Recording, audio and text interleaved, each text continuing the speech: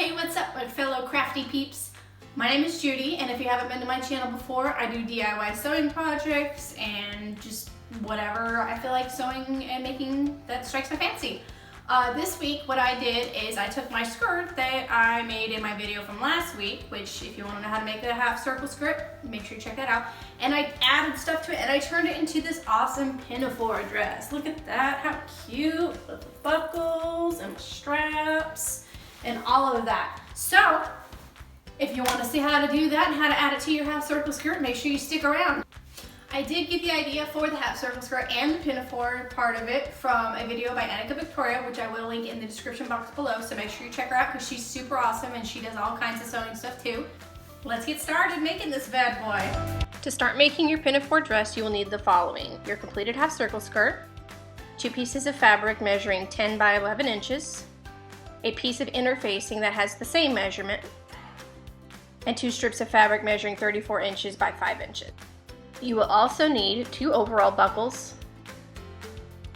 2 buckle sliders, or whatever they're called, and then 2 overall jean buttons and the backs.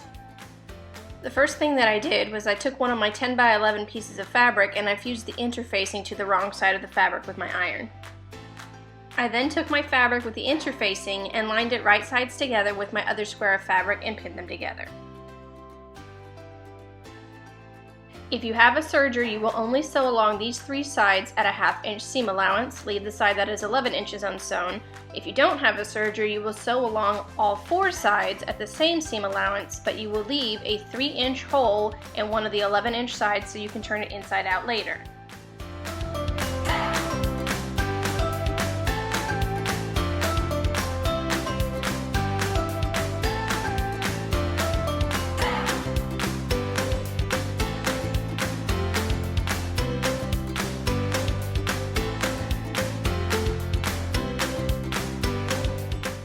So now you're going to take your sewn pieces of fabric, clip the corners to make it easier to turn, which I would have shown better if I had known I was out of frame, and turn it inside out.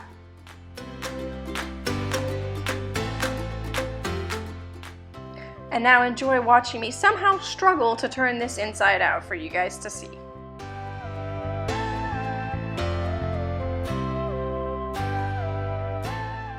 And now once you have it turned inside out, you can also press it flat with an iron, which is what I did.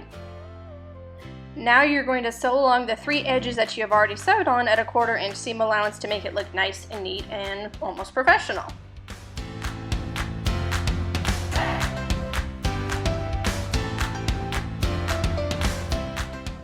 Time to add your buttons. You're going to want to poke a very small hole in the 2 sewn corners at the top of your fabric piece. I did it right under the thread I just sewed. Be very careful if you're doing this with scissors like I am, because I had to do it twice because the first time I made too big of a slit in the fabric. After you have your hole, poke the button back through the back of the fabric so that it's pointing out of the front side.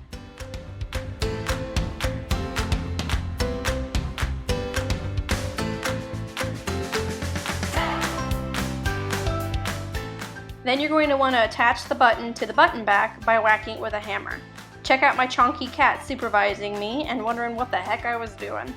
I would highly recommend that you do this on some fabric like I'm doing initially here, and to not do it on carpet like I end up doing here, because it will dent your button up a little bit if you hit it too hard on a flat surface.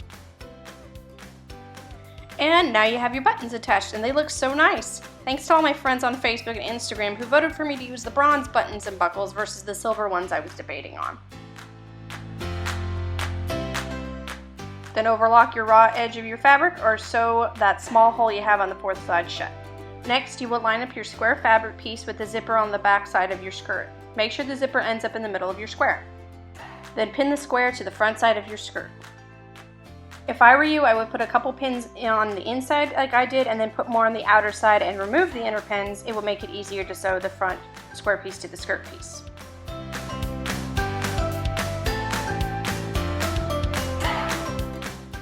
And now, what's a pinafore without straps? You're going to take your strips of fabric and fold them over in half lengthwise, meeting the right sides of your fabric together. Then match it up with your overall buckle to see where you have to sew. Or you can just check the width of the buckle on the package, it's whatevs. Sew all the way down both pieces of fabric the same way to close up the straps, and then cut off all the excess fabric that you don't need.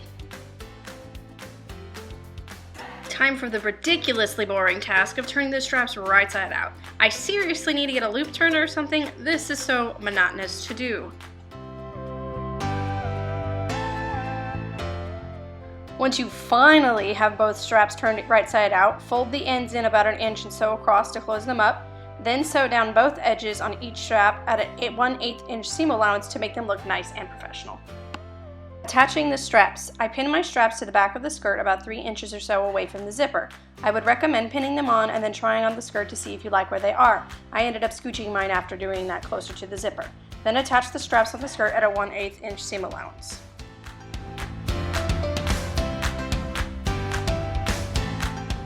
Okay, so now for attaching the buckles. First you're going to take your buckle slider piece, that one, and then you're going to slide the strap through the top part and then back down through the bottom part. So through the top,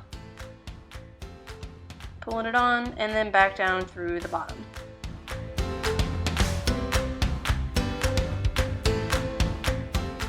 Then you're going to take your overall buckle and you're going to slide the strap through the top part and then out the bottom part again. So through the top, which I'm struggling with apparently, and through the bottom. And then lastly, you're going to slide that strap back through the buckle slider piece, which is a little difficult to do since you already have fabric in there. I would recommend kind of pulling it out like I just did so you have room to stick it back through there a second time.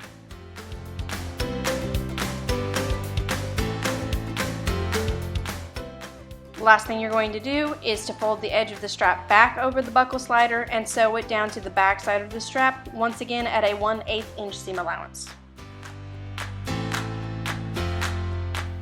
And now you have your finished pinafore, which you can adjust the straps, make it tighter if you want, and if you made your straps as long as mine, you can also loosen them, and if I get it unbuckled, you could even go crisscross in the back if you wanted.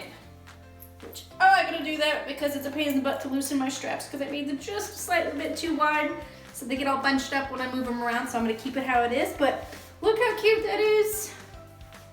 Super cute, cute spring fabric. But you know what? I feel like this dress is missing something. It got our 90s vibes going on with this dress, but I'm missing something. What could I add to make this even better? Oh, I know. I could add a matching scrunchie. Surprise! I'm going to show you guys how to make a scrunchie, which are super easy to make, so that way you have a cute one to go along with your cute pinafore dress. Let's go! To make a matching scrunchie, you will need a piece of fabric that is 22 inches long and 4.5 inches wide. You will also need a 1/4 inch wide piece of elastic that is 7.5 inches long. Fold over one edge of your fabric from the right side to the wrong side and sew at a 1/8 inch seam allowance.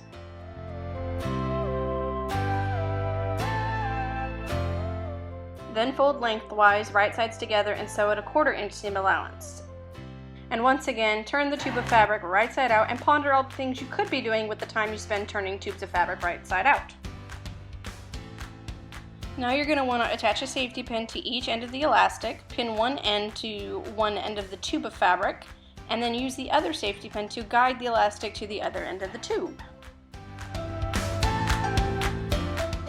To sew the elastic together, switch to a zigzag stitch and go back and forth a couple times to make sure it is very secure. Sorry you can't really see me sewing it, it's kind of tricky to get it sandwiched under the presser foot to sew it. Lastly, you're going to tuck the raw end of the tube into the finished end of the tube and sew a straight stitch across at a 1/8 inch seam allowance. And now you have an awesome scrunchie that goes along with your beautiful pinafore dress that you just made along with me.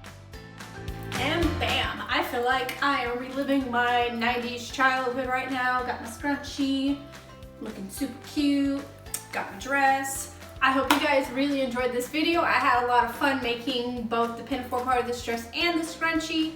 I've been wearing the scrunchie a lot just by itself because scrunchies are awesome. But make sure if you want to see more of my awesome sewing project videos to like and subscribe, and stay tuned for next week and see what I'm going to do next. I'll see you guys later. Bye!